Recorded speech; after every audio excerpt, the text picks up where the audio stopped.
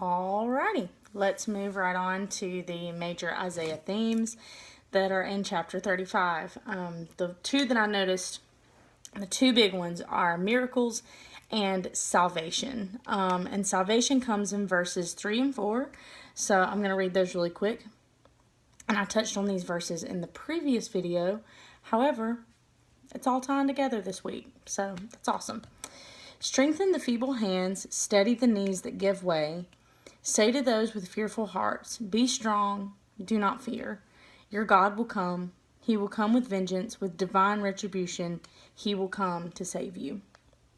So God has not only saved us from our sins, but He is also going to save us from our enemies, which is so awesome because Jesus is amazing.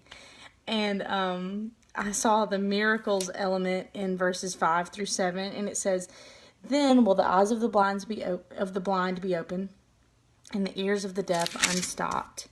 Then will the lame leap like a deer, and the mute tongue shout for joy. Water will gush forth in the wilderness, and streams in the desert. The burning sand will become a pool, the thirsty ground bubbling springs, and the haunts where jackals once lay, grass and reeds and papyrus will grow."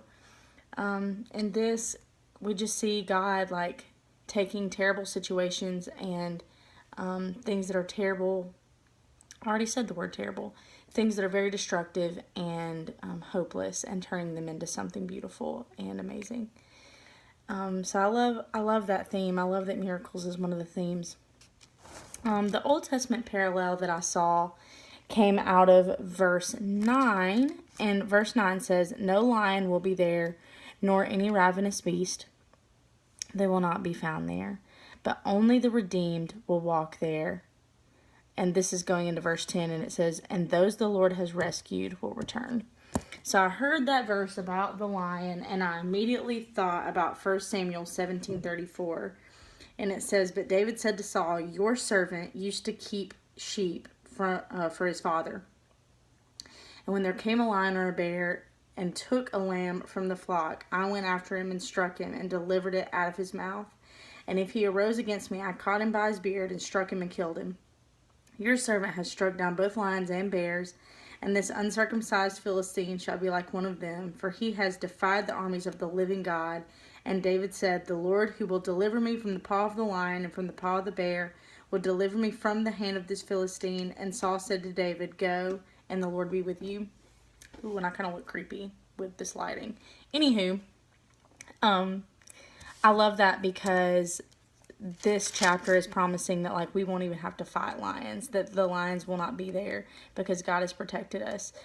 But God equipped David to handle like fighting a lion. But in this verse, like God is saying that we won't even have to worry about those things. So I think that's pretty cool. Or Isaiah is saying it, but he was inspired by God. And then the New Testament parallel came out of verses 5 and 6, which, like I said, I've already been reading some of these, but it says, "Then will the eyes of the blind be opened and the ears of the deaf unstopped. Then will the lame leap like a deer and the mute tongue shout for joy. Water will gush forth in the wilderness and streams in the desert." And that reminded me of Matthew 11:5, when it says, "The blind receive their sight and the lame walk. Lepers are cleansed, and the deaf hear, and the dead are raised up, and the poor have good news preached to them." So we just kind of see that miracle element arise in these verses as well, that God He wants to heal us, and He wants to save us from the things of this earth that try to destroy us. And I love that. And finally, I want to share the historical content. And if I can get to it. It says, "As after a prediction, God's judgment upon the world follows a promise of great mercy to be had in store for His church.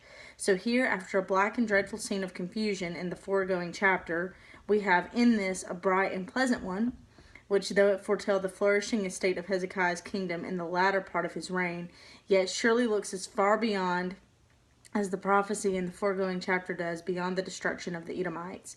Both were typical, and it concerns us most to look at those things which they are typical of: the kingdom of Christ and the kingdom of heaven, when the world which lies in wickedness shall be laid in ruins, and the Jewish church which persisted in infidelity shall become a desolation, then the gospel church shall be set up and made to flourish. The Gentiles shall be brought into it, the well-wishers to it were weak and timorous, shall be encouraged. Miracles shall be wrought both on the souls and on the bodies of men. The gospel church shall be conducted in the way of holiness. It shall be brought at last to endless joys. Thus do we find more of Christ and heaven in this chapter than one would have expected in the Old Testament. I love chapter 35 because of that last phrase said in that summary that I just read, that heaven is real. And even in the Old Testament, God is foretelling these things and promising these things to his people before even all the Gentiles were saved and brought to like the salvation of Christ. I hope you guys enjoy this week, and thanks for putting up with my swollen face. Bye.